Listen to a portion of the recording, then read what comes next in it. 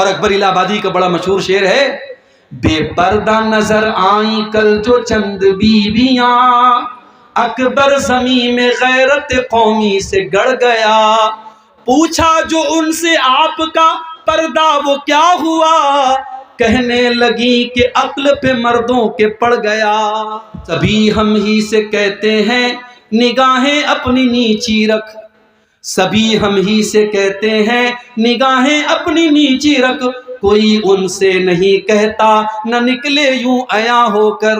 یہ بھی یاد رکھو، اگر عورت کو پردے کا حکم ہے تو مرد کو اپنی شرم، اپنی نظروں کو جھکانے کا حکم۔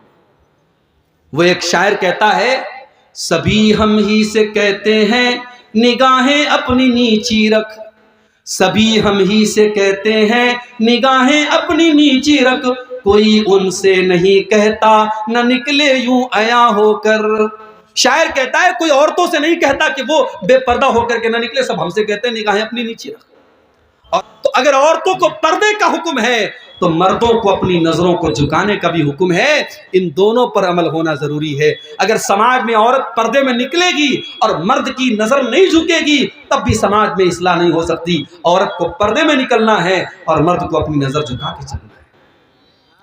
قرآن نے تو یہاں تک بیان کیا، وَلْيَضْرِبْنَ بِخُمُرِهِنَّ عَلَىٰ جُيُوبِهِنَّ، اے ایمان والی عورتوں، جب تم اپنے گھر کے اندر رہا کرو تو اپنے سینے پر، اپنے گریبان پر دوپٹہ ڈال کے رہا کرو۔ بھائی کے سامنے، باپ کے سامنے، اپنے سسر کے سامنے بھی تمہارا دوپٹہ تمہارے سینے پر ہونا چاہیے۔ کہیں ایسا نہ ہو کہ ان محرم رشتہ داروں کے سامنے تم دوپٹے کے بغیر چلی جاؤ۔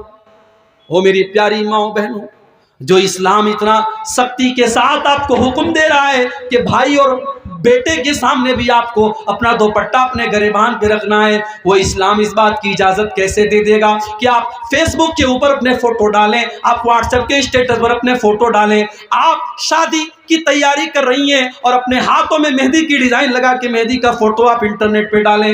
نہیں نہیں میری پیاری ماں بہنوں، قرآن کہتا ہے وَلَا يُبْدِينَ زِينَتَهُنَّ، اے ایمان والی عورتوں اپنی خوبصورتی کو اپنے غیر مردوں کے سامنے کبھی ظاہر نہ کرنا۔ قرآن نے ایک لفظ استعمال کیا، خوبصورتی کو ظاہر مت کرو۔ اب مجھے بتا دو عورت کا سر سے پیر تک کون سا ایسا حصہ ہے جو خوبصورتی میں داخل نہیں ہے؟ اس کا مطلب یہ ہوا کہ اسے سر سے پیر تک مکمل نقاب اور پردے میں رہنا ہے، اسے اپنے حسن کی نمائش نہیں کرنی ہے۔ اور قرآن یہاں تک کہتا ہے وَلَا يَضْرِبْنَ بِأَرْجُلِهِنَّ لِيُعْلَمَ مَا يُخْفِينَ مِنْ زِينَتِهِنَّ، اے ایمان والی عورتوں جب تم پائل پہن کر کے اپنے گھر میں چلا کرو تو زور زور سے زمین پر پاؤں مار کے نہ چلا کرو، تمہارے پائل کی جھنکار غیر مردوں تک پہنچے یہ اسلام کو گوارا نہیں ہے۔ جو اسلام ایک عورت کے پائل کی آواز کو غیر مردوں تک جانے کی اجازت نہیں دیتا ہے، وہ اسلام اس بات کی اجازت کیسے دے گا کہ عورت اپنی خوبصورتی کی نمائش کرے؟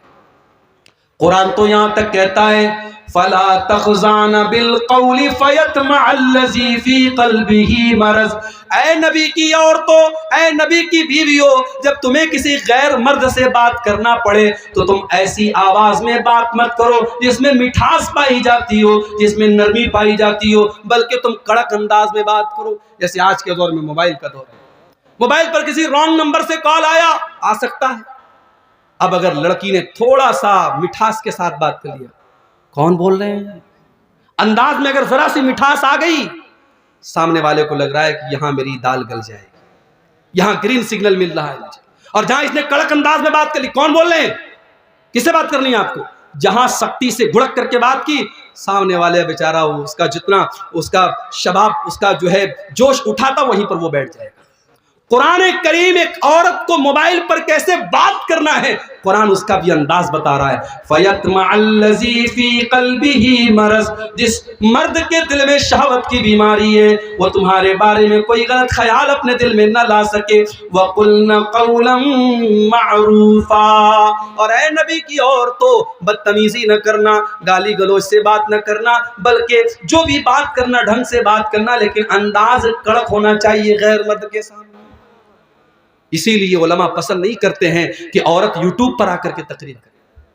ہمارے بعض مردوں کو بڑی اچھی لگتی ہے، محترمہ فلاں کی تقریر ہم بڑے شوق سے سنتے ہیں۔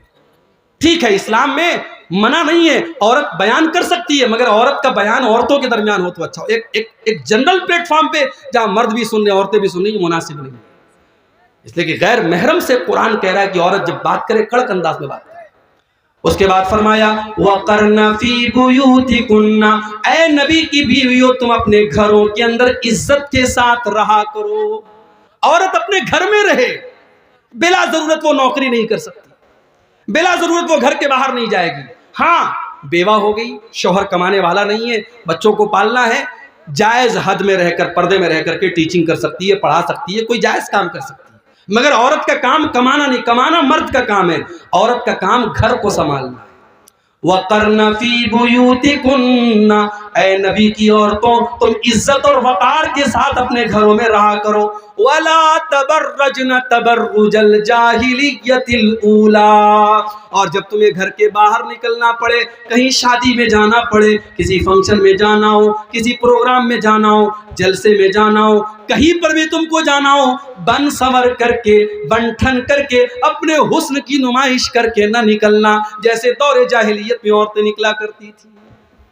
اسلام تو یہاں تک کہتا ہے اگر مسجد میں عورت کے نماز پڑھنے کا انتظام ہے، عورت مسجد میں نماز پڑھنے آ رہی ہے تو وہاں پر بھی وہ خوشبو لگا کر کے نہ آئے۔ اگر وہ خوشبو لگا کر کے آتی ہے، اللہ کے پیارے نبی فرماتے ہیں وہ واپس جائے اور غسل کرے، اور جب تک اپنے بدن سے خوشبو کا وہ اثر نہیں ہٹا دے گی اس کی نماز اللہ تعالیٰ کے قبول نہیں۔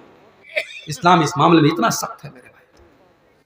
اس کے بعد فرمایا وَأَقِمْنَ الصَّلَاةَ وَآتِينَ الزَّكَاةَ، اے ایمان والی عورتوں نماز قائم کیا کرو۔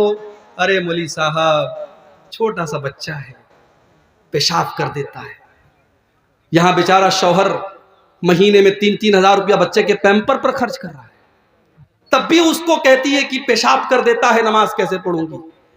حضرت فاطمہ نے کیا حسن حسین کی پرورش نہ کی تھی؟ کیا حضرت خدیجہ نے اپنی بیٹیوں کو پالا نہیں تھا؟ میری پیاری ماں بہنوں، اس زمانے میں پیمپر بھی نہیں تھا، اس زمانے میں لکڑی جلا کر کے آگ جلا کرتی تھی، اس زمانے میں گیس کا چولہا بھی نہیں تھا، اس زمانے میں کپڑے ہاتھ سے دھوئے جاتے تھے، اس زمانے میں واشنگ مشین نہیں تھی۔ آج تو اللہ نے بہت ساری نعمتوں سے آپ کو نوازا ہے، آج تو گاؤں دیہات میں بھی یہ نعمتیں پہنچ چکی ہیں۔ میری پیاری ماں بہنوں، نماز پڑھنے میں کوئی بہانہ نہ کرنا، نماز اپنے ٹائم سے آپ کو پڑھنا ہے، جیسے مردوں کے اوپر نماز فرض ہے آپ کے اوپر بھی نماز فرض ہے۔ بلکہ میں تو کہتا ہوں عورت کے لیے جنت میں جانا زیادہ آسان کام ہے۔ آج تک آپ نے وہ حدیث سنی ہے عورتیں جہنم میں زیادہ جائیں گی، عورتیں بیچاری ایک دم ڈر گئی ہم لوگ جہنم میں زیادہ جائیں گے، لیکن عورت جنت میں بھی جا سکتی ہے۔ بہت آسان طریقہ بتا رہا ہوں، 4 کام کر لے عورت جنت میں چلی جائے گی۔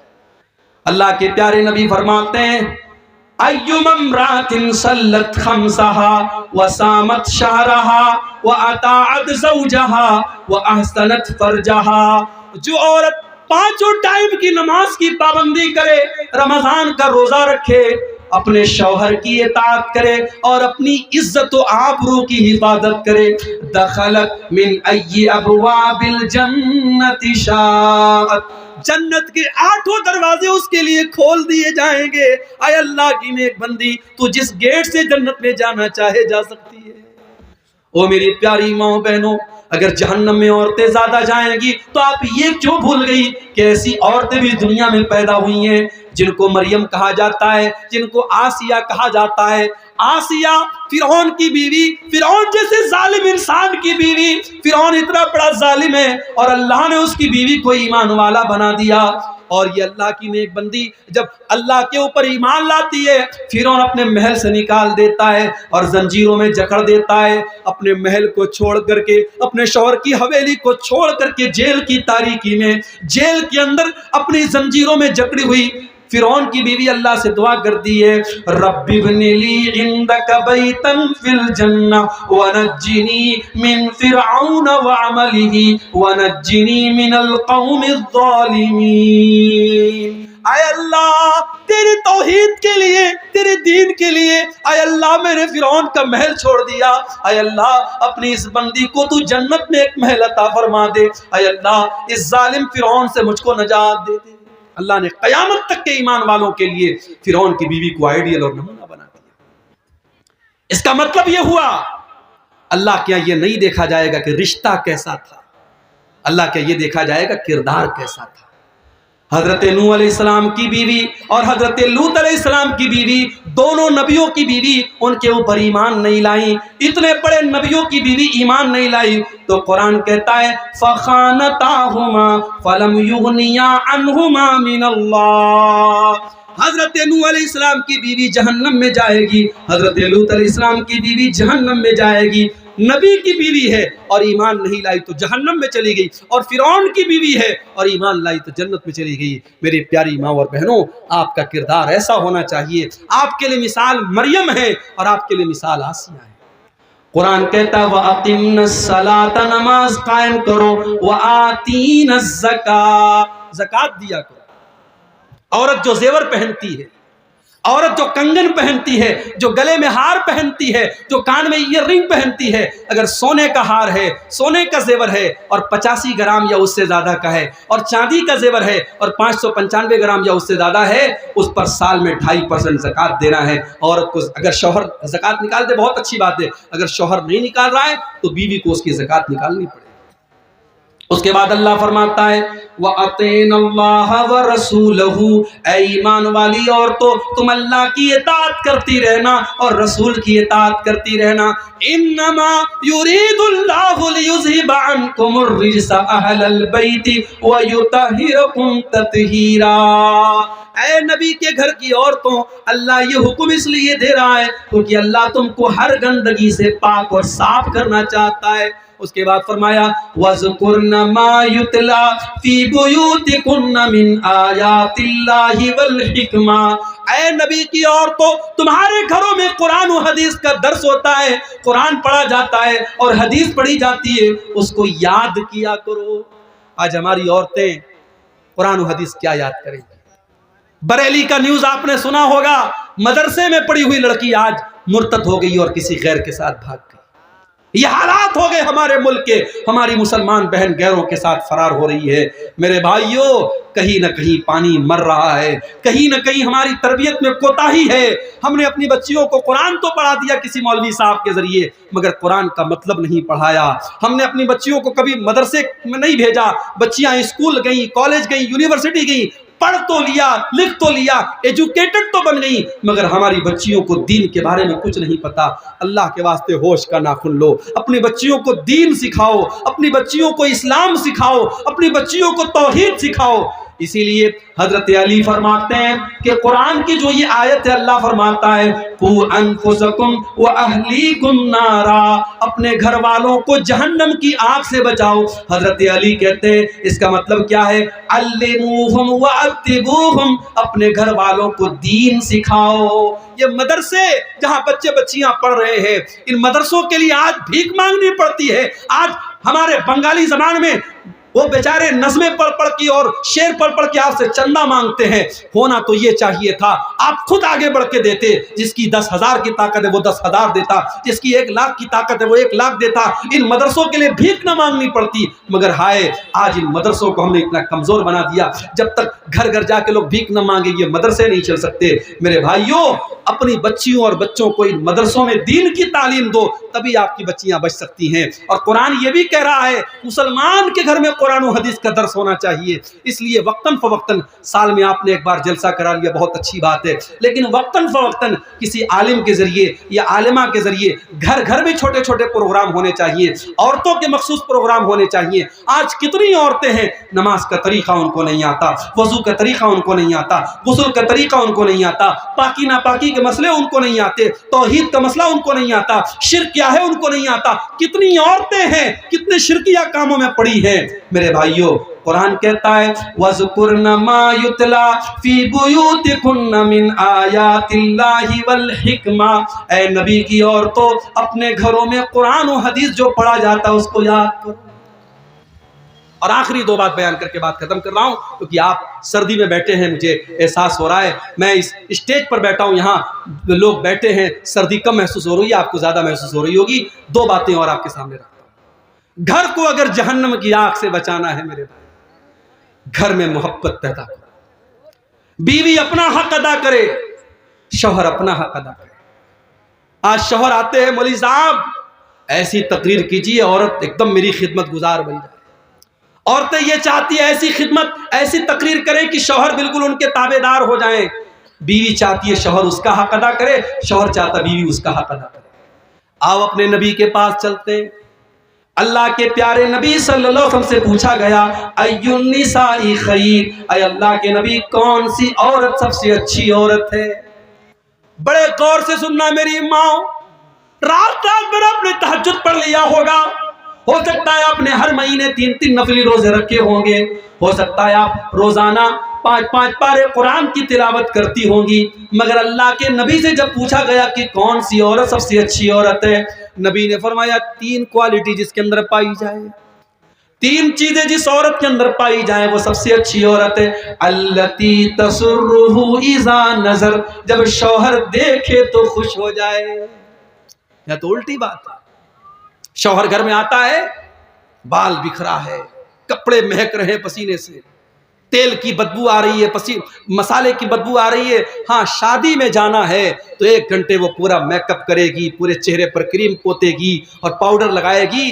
اور آج کل تو ماشاءاللہ ایسا میک اپ چل رہا ہے کہ اگر عورت جو ہے اس کے موبائل پر اگر وہ فیس لاک لگا لے اور میک اپ کر کے اپنے موبائل پر فیس وہ اوپن کرنے کی کوشش کرے تو موبائل کہے گا محترمہ کون ہے آپ, بچہ نہیں پہچانے گا ماں کو, ایسا میک اپ ہو رہا ہے بیوٹی پارلر کے اندر. تو شوہر کے لیے کوئی میک اپ نہیں کر رہی ہے, جبکہ تیرے میک اپ کا حقدار تیرا شوہر ہے. جب تجھ کو معلوم ہے میرا شوہر رات کو 10 بجے آتا ہے, 9 بجے بیٹھ جا میرر کے سامنے, آئینے کے سامنے, اور اپنے آپ کو اتنا سجا لے, اتنا سوار لے, اتنا خوبصورت بنا لے کہ شوہر جب باہر کی ٹینشن لے کے آئے اور بیوی کا چہرہ مسکراتا ہوا دیکھے, اس کے بدن کی خوشبو کو محسوس کرے, تو شوہر کی ساری تھکاوٹ دور ہو جائے. التی تسرہ اذا نظر, جب شوہر دیکھے تو خوش ہو جائے. دوسری چیز وَتُطِيعُهُ إِذَا أَمَرَ, جب شوہر کوئی حکم دے تو مانے. یہاں تو ہوتا ہم کیوں مانے, ہم کوئی اس کی نوکرانی ہے, نوکرانی کی بات نہیں ہے. میاں بیوی کا رشتہ کوئی مالک اور نوکرانی کا رشتہ نہیں ہے, مگر ہاں اسکول میں ایک پرنسپل ہوتا ہے, ایک ٹیچر ہوتا ہے, ٹیچر کو اسی حساب سے پڑھانا جیسے پرنسپل کہہ رہا ہے. اگر ہر ٹیچر پرنسپل بنے گا اسکول بند کرنا پڑے گا. گھر بھی ایک اسکول ہے اور گھر کا پرنسپل مرد ہے, اور عورت اس کے انڈر میں کام کرے گی. اگر شوہر کی کوئی بات ہے تو بیوی کو چاہیے کہ مانے اس کو. اللہ کے نبی نے تو یہاں تک کہا. دیکھیے یہ حدیثیں سن کر کے ہمیں عجیب لگتا ہے اللہ کے نبی نے ایسا کیوں کہا, مگر جب ہم پریکٹیکل سماج میں دیکھتے تو ہم کو لگتا ہے کہ واقعی اللہ کے پیارے نبی نے بڑی سچی بات کہی. آپ نے فرمایا اگر شوہر اپنی بیوی کو اپنے پاس بلائے, بیوی کو چاہیے اپنے سارے کام چھوڑ کر کے شوہر کے پاس جائے. وَإِن كَانَتْ عَلَى التَّنُّورِ, یہاں تک کہ اگر وہ چولہے پر روٹی پکا رہی ہے, چولہے پر ہے تب بھی وہ جائے. یہ کون سی بات ہوئی؟ بالکل بات ہوئی. شوہر اپنی بیوی سے 24 گھنٹے کبھی بھی اس کو اپنے پاس بلا سکتا ہے, اور اگر بیوی کے پاس کوئی شرعی عذر نہیں ہے تو بیوی کو جانا چاہیے. اور اگر بیوی انکار کرتی ہے, اللہ کے نبی فرماتے ہیں جس بیوی کا شوہر اس حال میں سو جائے کہ بیوی کو وہ دعوت دے اور بلائے, اور بیوی اس کے پاس جانے سے انکار کر دے بلا کہ کوئی مجبوری ہو, کوئی بیماری ہو, کوئی بات, تو الگ بات ہے. اگر بغیر کسی عذر کے بیوی شوہر کی بات ماننے سے انکار کر دے, لعنتها الملائکۃ حتی تصبح, تو صبح تک فرشتے اس عورت پر لعنت کرتے ہیں. لیکن یہاں یہ بات یاد رہے کہ یہ معاملہ میاں بیوی کا جو معاملہ ہے یہ ایک طرفہ نہیں ہے. اگر بیوی کو چاہیے کہ شوہر کے جذبات کا خیال رکھے تو شوہر کو بھی چاہیے کہ بیوی کے جذبات کا خیال رکھے. یہ زور زبردستی کا رشتہ نہیں ہے, یہ محبت کا رشتہ ہے, یہ ماننے منوانے کا رشتہ ہے. اور تیسری چیز وَلَا تُخَالِفُهُ فِي نَفْسِهَا وَمَالِهِ بِمَا يَكْرَهُ, بہترین عورت کی تیسری نشانی کہ وہ عورت اپنے مال, اپنی آبرو کے سلسلے میں اور شوہر کے مال کے سلسلے میں کوئی ایسا کام نہ کرے جو شوہر کو ناپسند ہے. شوہر کی الماری کی چابی اس کے ہاتھ لگ کے یہ اڑا رہی ہے پیسہ, شاپنگ خوب کر رہی ہے. اب شوہر نے وہ پیسہ کس ضرورت کے تحت رکھا ہے, شوہر کو بغیر بتائے اس کا پیسہ اڑا رہی ہے, غلط ہے. یا شوہر نے منع کر دیا فلاں کو گھر میں مت آنے دینا, اس کو گھر میں آنے دے رہی, یہ غلط ہے. تو شوہر کی مرضی کا خیال رکھے اپنی آبرو کے سلسلے میں اور اپنے شوہر کے مال کے سلسلے میں کوئی ایسا کام نہ کرے. اب آ جائیے دوسری طرف, اللہ کے نبی کے پاس ایک صحابی آتے ہیں, ما حق زوجتی احدنا علی, اے اللہ کے نبی بیوی کا حق ہمارے اوپر کیا ہے؟ آج کوئی مرد مولوی سے یہ سوال نہیں کرتا، سب یہ چاہتے بیوی کو مجھے میرے ساتھ کیا کرنا چاہیے یہ بتاؤ مولوی صاحب، لیکن صحابی الٹا سوال کر رہے ہیں، ما حق زوجتی احدنا علیہ، اے اللہ کے نبی بیوی کا حق ہمارے اوپر کیا ہے؟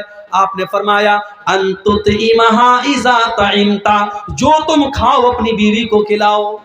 تم باہر کھا رہے ہو دیسی مرغا اور بیوی کو گھر میں بات کھلا رہے ہو، تم باہر بہترین چیزیں کھا رہے ہو اور بیوی کو اس سے محروم کرو نہیں، جو تم کھاؤ بیوی کو کھلانے کی کوشش کرو۔